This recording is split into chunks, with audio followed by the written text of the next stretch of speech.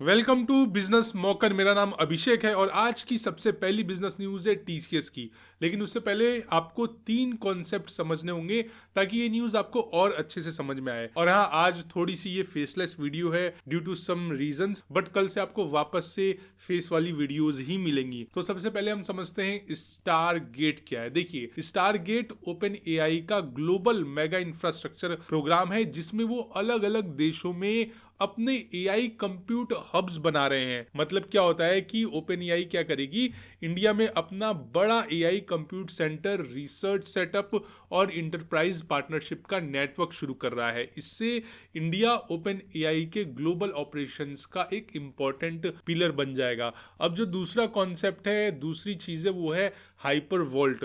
अगर आप टीसीएस के इन्वेस्टर हो तो शायद आपको ये पता होगा। हाइपर वॉल्ट बेसिकली टीसीएस का नया high power data centre division है। यानी कि ये टीसीएस का प्रीमियम इंफ्रा ब्रांड है जहां पर एआई ट्रेनिंग के लिए मैसिव जीपीयू फार्म्स हैं, ultra secure data centres, 24/7 high density compute systems और चौथा क्लाउड के साथ साथ इंटरप्राइज लेवल पे भी आपको स्टोरेज मिलता है। तो ओपन एआई यही से approximately 500 megawatt compute power lease करने की प्लानिंग में है। अब तीसरी जो चीज है वो है एजेंटिक एआई सॉल्यूशन। इसका मतलब क्या होता है? देखिए, एजेंटिक एआई का मतलब है कि वो एआई सिर्फ कोई एक सॉफ्टवेयर की तरह नहीं काम करेगा कि आपने कोई क्वेश्चन पूछा और उसने एक आंसर दे दिया, जबकि ये एक इंटेलिजेंट एजेंट है। ये नॉर्मल एआई जैसा नहीं होगा। ये खुद टास्क परफॉर्म कर सकता है, डिसीजंस ले सकता है, डेटा फेच कर सकता है, इवन कि वो वर्कफ्लोज को ऑटोमेट भी कर सकता है और सिस्टम्स के बीच कम्युनिकेशन भी हैंडल करता है। फॉर एग्जांपल, अगर मैं आपको समझाऊं तो बैंक में एजेंटिक एआई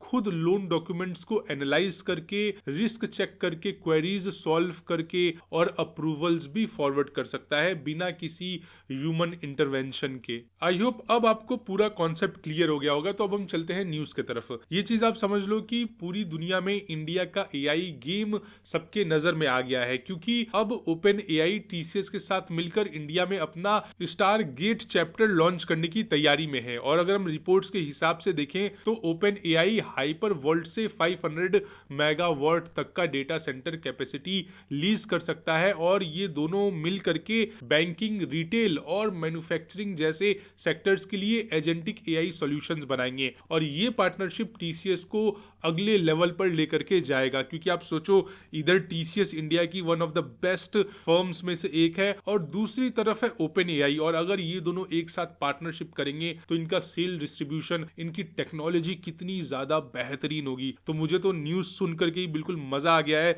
और शायद मैं टीसीएस में कुछ अपना स्टेक और भी बढ़ाऊं अगर वैल्यूएशन मुझे ठीक ठाक लगेगा तो। और हाँ, ये सिर्फ न्यूज था, आप इसको इन्वेस्टमेंट की तरह मत समझना, क्योंकि ये मेरा पर्सनल ओपिनियन है। मैं आपको थोड़ा सा भी इन्वेस्टमेंट करने के लिए इनकरेज नहीं करूंगा। बाकी आप कमेंट सेक्शन में बता सकते हो कि आपके पास क्या टीसीएस का स्टेक है, और अगर टीसीएस के पास नहीं है तो क्या आप इस न्यूज के बाद टीसीएस में इन्वेस्ट करना चाहोगे। अगली बिजनेस न्यूज है वेदांता की। वेदांता के शेयर्स कल पहले तो 2% की रैली कर गए, उसके बाद स्टॉक के प्राइसेस धीरे धीरे नीचे गिरते गए। लेकिन इसके पीछे का रीजन क्या था? देखिए, इसके पीछे का रीजन था एक डील। बेसिकली एनसीएलटी ने कर्जे से दबे हुए इन कैब इंडस्ट्रीज के टेक ओवर के लिए वेदांता की 545 करोड़ रुपीस की रिजोल्यूशन प्लान को अप्रूव कर दिया। इनकैब पावर केबल्स और इंडस्ट्रियल वायर्स बनाती है जिसमें कॉपर और एल्युमिनियम उनके की रॉ मटेरियल्स हैं। और इस एक्विजिशन से वेदांता अपने डाउनस्ट्रीम कॉपर और एल्युमिनियम बिजनेस को एक्सपेंड करेगा।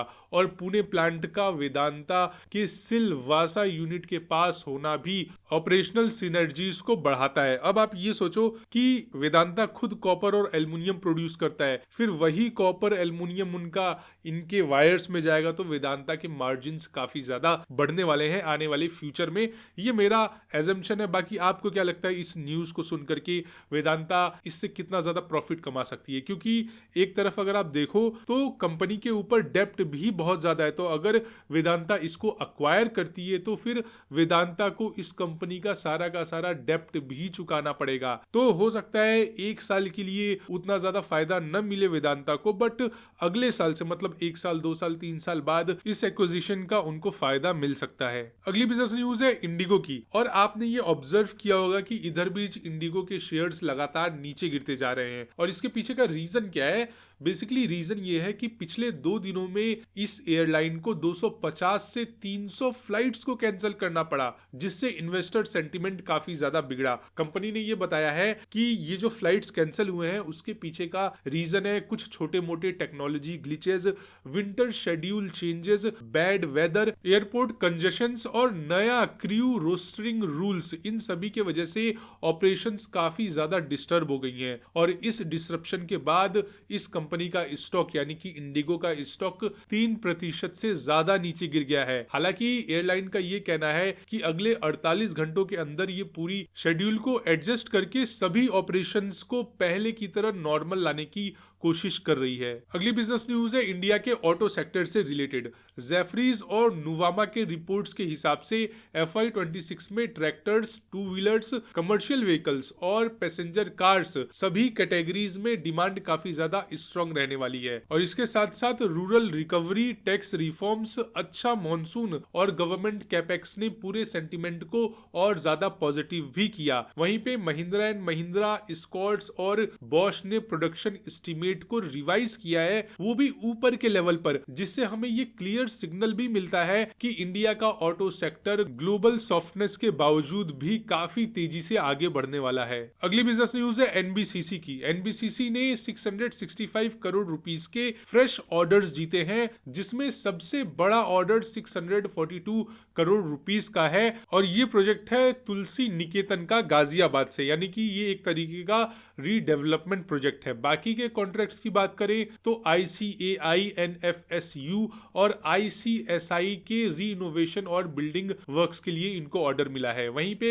अगर आप ये चीज ध्यान दो कि in spite of these big orders और ऊपर से Q2 में एनबीसीसी का प्रॉफिट भी 26% बढ़कर 153 करोड़ रुपीस रहा और रेवेन्यू भी काफी ज्यादा स्ट्रॉन्ग था, उसके बावजूद स्टॉक थोड़ा सा नीचे गिरा। ऐसा इसलिए क्योंकि इनको ऑर्डर्स तो मिले हैं लेकिन इनका जो मार्जिन्स है, मार्जिन कॉस्ट, वो काफी ज्यादा प्रेशर में है। अगली बिजनेस न्यूज है फार्मा सेक्टर से रिलेटेड और स्पेशली नोवो नॉर्डिस्क कंपनी से रिलेटेड। और काफी ज्यादा ट्विस्ट आ गया है इस न्यूज में और आपको मजा भी आएगा क्योंकि नोवो नॉर्डिस्क इस महीने के अंदर ही इंडिया में ओजेम्पिक लॉन्च करने जा रहा है। बेसिकली ये जो ओजेम्पिक है वो एक तरीके का इंजेक्शन है जो कि आपको हफ्ते में सिर्फ एक बार ही लेना होता है। मतलब जो टैबलेट्स होते थे वो आपको डेली लेने पड़ते थे जिससे आपका इंसुलिन कंट्रोल में रहता था, बट ये सिर्फ आपको हफ्ते में एक बार ही लेना है। और इसकी स्पेशल चीज ये है कि ओजेम्पिक पूरे दुनिया भर में ब्लॉकबस्टर बन चुका है और वेट लॉस के लिए भी इसका यूज किया जाता है। और साथ ही साथ मैं बता दूं कि इंडिया में डायबिटीज और ओबेसिटी के केसेस काफी तेजी से बढ़ते जा रहे हैं, इसलिए कंपनी ने क्या दिमाग लगाया, इनका जो है वो पेटेंट एक्सपायर होने वाला था, तो कंपनी ने सोचा कि यार पेटेंट एक्सपायर होने से पहले ही इंडिया का पूरा मार्केट हम कैप्चर कर लेते हैं। क्योंकि इसके पहले भी मैंने न्यूज में कवर किया था फार्मा के कि मोन्जारो की जो सेल्स है वो काफी ज्यादा स्ट्रॉन्ग चल रही है, तो ये जो ओजेम्पिक है वो भी इसी सेक्टर में एंट्री लेने वाला है क्योंकि उसने देखा कि मोन्जारो को अच्छा खासा ट्रैक्शन मिल रहा है कस्टमर्स की तरफ से, तो इन्होंने भी अपना लॉन्च कर दिया, वो भी पेटेंट एंड होने से पहले। तो अब अगर आपको ये न्यूज पसंद आई है तो प्लीज लाइक का बटन जरूर हिट करें और हमें सब्सक्राइब करें, कमेंट सेक्शन में अपना प्यार बरसाएं और हाइप भी दें हमें। अगली बिजनेस न्यूज है इंडियन स्टॉक मार्केट से रिलेटेड और ये काफी अनपॉपुलर व्यू है क्योंकि हर कोई आगे बढ़ने की बात कर रहा है कि मार्केट्स यहाँ से बहुत अच्छे रिटर्न्स देंगे, बट इसका जस्ट अपोजिट